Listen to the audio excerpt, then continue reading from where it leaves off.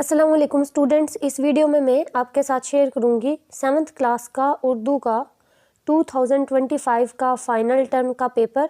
تو جن بھی 7th کلاس کے اسٹوڈنٹس کا ٹیوزڈے کو اردو کا پیپر ہونے والا ہے، یہ ویڈیو ان کے لیے بہت ہیلپ فل ہے۔ سو چلیے سب سے پہلے ہم حصہ اول کرتے ہیں معروضی سوالات کا۔ سو یہاں پر سوال نمبر 1 ہے، ماضی سکتیا کے استعمال والا جملہ ہے۔ آنسر ہے عرفان مسجد گیا ہوگا۔ سوال نمبر 2 ہے، لفظ لقب کی درست جمع الجمع ہے۔ جواب ہے القابات۔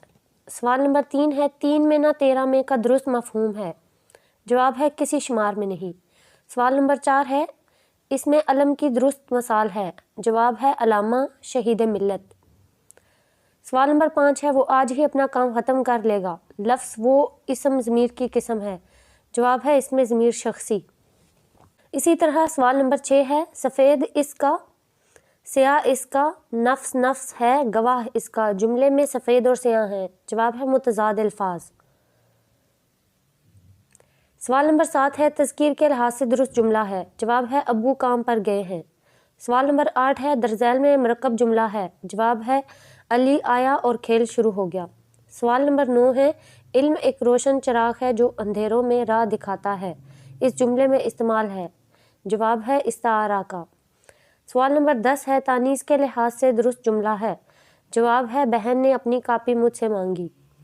سوال نمبر 11 ہے، متلازم الفاظ کا حامل جملہ ہے۔ جواب ہے ہسپتال میں ڈاکٹر آپریشن تھیٹر میں اسٹریچر پر مریض کو پٹی کر رہا تھا۔ سوال نمبر 12 ہے، حرف علت کے استعمال والا جملہ ہے۔ جواب ہے محنت کرو تاکہ امتحان میں کامیاب ہو جاؤ۔ یہ ہمارا سوال نمبر 13 ہے، لاہ کا نشین سے بننے والے الفاظ کی فہرست درست ہے۔ تو اس کا جواب ہے پردہ نشین، خاک نشین، ذہن نشین۔ سوال نمبر 14 ہے، مذکر غیر حقیقی کی مثال ہے۔ جواب ہے درخت۔ سوال نمبر 15 ہے، حرف ندا کے استعمال والا جملہ ہے۔ جواب ہے بچوں محنت کامیابی کی کنجی ہے۔ سوال نمبر 16 ہے، واوین کے استعمال والا جملہ ہے۔ جواب ہے نانا جان نے ہمیں نصیحت کی ہمیشہ سچ بولنا چاہیے۔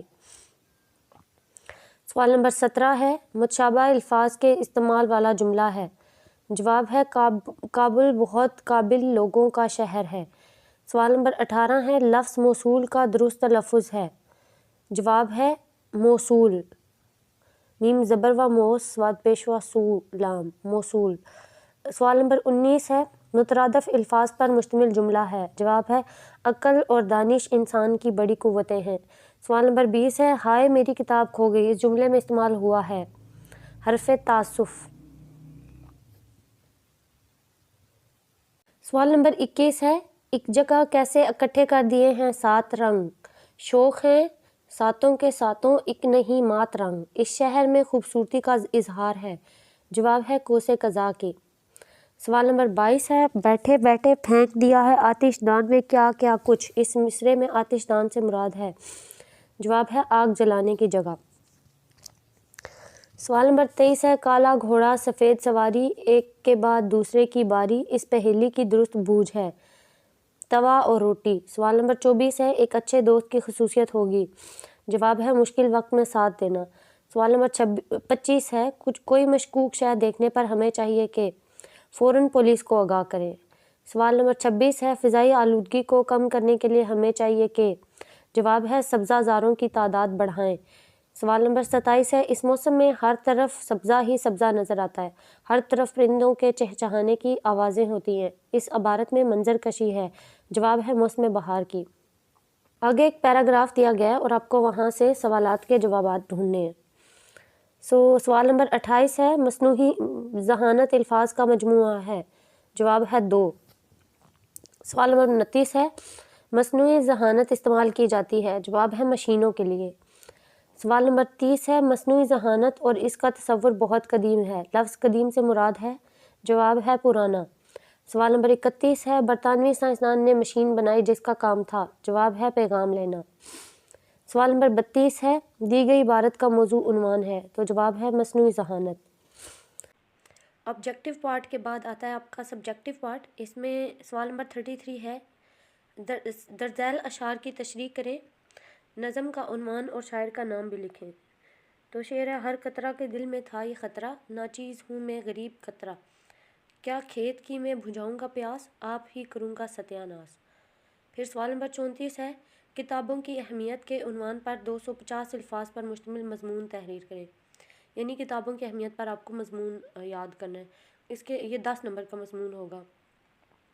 سوال نمبر 35 ہے بھائی کے نام خط لکھیں جس میں اسے اپنی امتحانی کارکردگی سے متعلق بتائیں.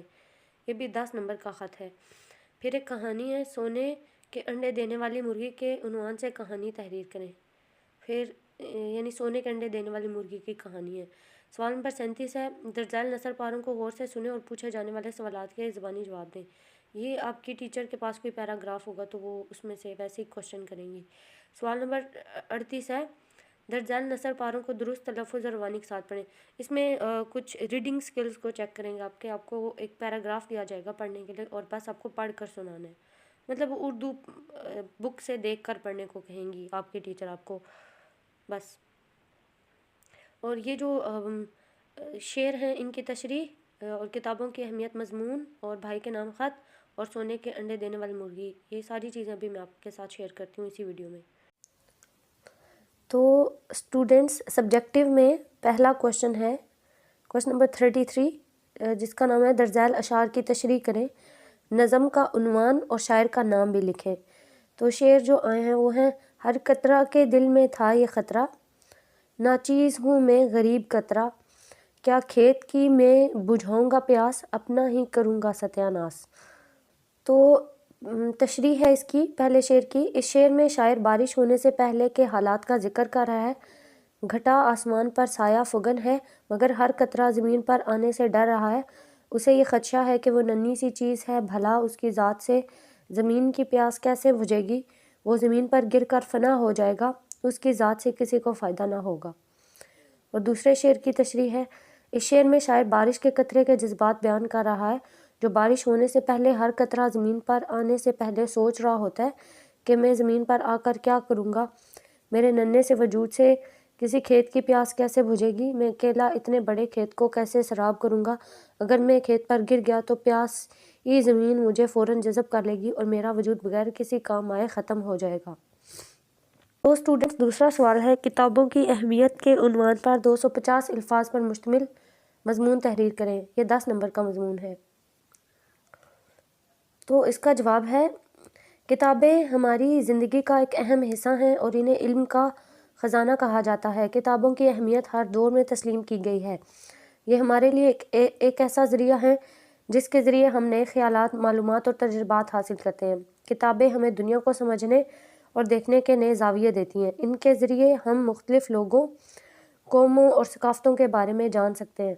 روزانہ اپنی پسندیدہ ایک کتاب پڑھنا ایک اچھی عادت ہے. یہ عادت نہ صرف ہمیں معلومات میں اضافہ کرتی ہے بلکہ ہماری زبان اور سوچنے کی صلاحیت میں بھی بہتری لاتی ہے. کتابیں ہمیں تنقیدی سوچنے کا موقع فراہم کرتی ہیں اور ہمیں سوالات اٹھانے پر اکساتی ہیں. ان کے ذریعے ہمیں ماضی کے واقعات اور تاریخ کے بارے میں بھی علم حاصل ہوتا ہے، جس سے ہم اپنے حال اور مستقبل کے فیصلے بہتر طریقے سے کر سکتے ہیں. ایک اچھی کتاب کی خوشبو اور اس کے اوراق کی سرسراہٹ ایک منفرد تجربہ ہے جو دل کو خوشی اور سکون فراہم کرتا ہے. کتابیں ہمارے ذہن کو وسعت دیتی ہیں اور ہماری سوچ کو گہرائی فراہم کرتی ہیں. ہمیں کتابوں کو اپنی زندگی کا حصہ بنانا چاہیے تاکہ ہم بہتر انسان بن سکیں اور زندگی میں ترقی کر سکیں. اس جدید دور میں جہاں ٹیکنالوجی کا غلبہ ہے، ہمیں کتابوں کے ساتھ اپنا تعلق مضبوط رکھنا چاہیے کیونکہ کتابیں ہماری سوچ، علم اور کردار کو بہتر بنانے کا بہترین ذریعہ ہیں. تیسرا سوال ہے بھائی کے نام خط لکھیں جس میں اسے اپنی امتحانی کارکردگی سے متعلق بتائیں. اس کا جواب ہے امتحانی کمرہ اکتوبر 16 2024. مطلب آپ کچھ بھی ڈیٹ لکھ سکتے ہیں یہاں پہ. پیارے بھائی جان السلام علیکم.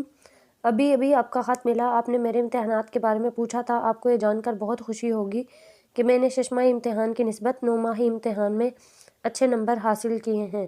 ریاضی، انگریزی، اسلامیات، اردو اور جغرافیہ میں نے بہت اچھی کارکردگی ظاہر کی ہے، جبکہ عربی اور تاریخ میں میرے نمبر کچھ کم ہیں. اگر مجموعی طور پر دیکھا جائے تو میں نے 70% نمبر حاصل کیے ہیں اور اپنی جماعت میں نمایاں درجہ حاصل نہیں کر سکا. انشاءاللہ سالانہ امتحان میں اچھے نمبر حاصل کرتے ہوئے نمایاں پوزیشن حاصل کر کے دکھاؤں گا، بس آپ میرے لیے دعا کرتے رہا کریں۔ والسلام، آپ کا بھائی الف ب ج۔ اگلا سوال ہے، سونے کے انڈے دینے والی مرغی کے عنوان سے کہانی تحریر کریں۔ سونے کے انڈے دینے والی مرغی۔ ایک وقت کی بات ہے کہ ایک چھوٹے سے گاؤں میں ایک کسان رہتا تھا جس کا نام حسان تھا۔ حسان بہت محنتی اور ایماندار شخص تھا، لیکن پھر بھی اس کی زندگی میں خوشی اور سکون کی کمی تھی۔ اس کی زمین زیادہ بڑی نہیں تھی اور وہ ہمیشہ روزانہ کی ضروریات کو پورا کرنے کے لیے جدوجہد کرتا رہتا تھا۔ اس کی زندگی کی سب سے بڑی خوشی اس کی ایک مرغی تھی جو ہمیشہ انڈے دیتی تھی۔ ایک دن جب حسان صبح سویرے اپنے کھیتوں کا کام ختم کر کے واپس آیا تو اس نے اپنی مرغی کو ایک عجیب بات کرتے ہوئے دیکھا۔ وہ مرغی ایک خاص انڈا دے رہی تھی جو چمک رہا تھا جیسے سونا ہو۔ حسان نے چونک کر انڈا اٹھایا اور غور سے دیکھا، واقعی وہ انڈا سونے کا تھا۔ حسان نے اس سونے کے انڈے کو بہت عجیب طریقے سے دیکھا اور اسے فوراً بازار میں لے جا کر بیچ دیا۔ اسے حاصل شدہ رقم سے اس کی زندگی بدل گئی۔ حسان نے اپنی محنت کے ساتھ اس سونے کے انڈے کی مزید قیمت بڑھا کر اپنے کھیت کو بھی بہتر بنایا اور وہ اچھا کھانا، اچھے کپڑے اور دیگر ضرورت کی چیزیں خریدنے میں کامیاب ہو گیا۔ دنوں کا پہیہ یوں چلتا رہا اور مرغی ہر دن ایک سونے کا انڈا دیتی۔ حسان کی خوشی کا کوئی ٹھکانہ نہیں تھا، لیکن پھر ایک دن اس کے دل میں لالچ نے جنم لیا۔ وہ سوچنے لگا، اگر ایک انڈا سونا دے رہا ہے تو کیوں نہ میں اپنی مرغی کو کھول کر اس کے اندر سے تمام سونے کے انڈے نکالوں۔ حسان نے اسی دن فیصلہ کیا اور مرغی کو مار ڈالا تاکہ اس سے تمام سونے کے انڈے نکل آئیں۔ لیکن جب اس نے مرغی کے پیٹ کو کھولا تو اندر کچھ بھی نہیں تھا، مرغی میں کوئی سونا نہیں تھا۔ اس کا دل ٹوٹ گیا اور وہ سمجھ گیا کہ وہ اپنی لالچ میں کس قدر بیوقوفی کر بیٹھا تھا۔ اخلاقی نتیجہ، لالچ بری بلا ہے۔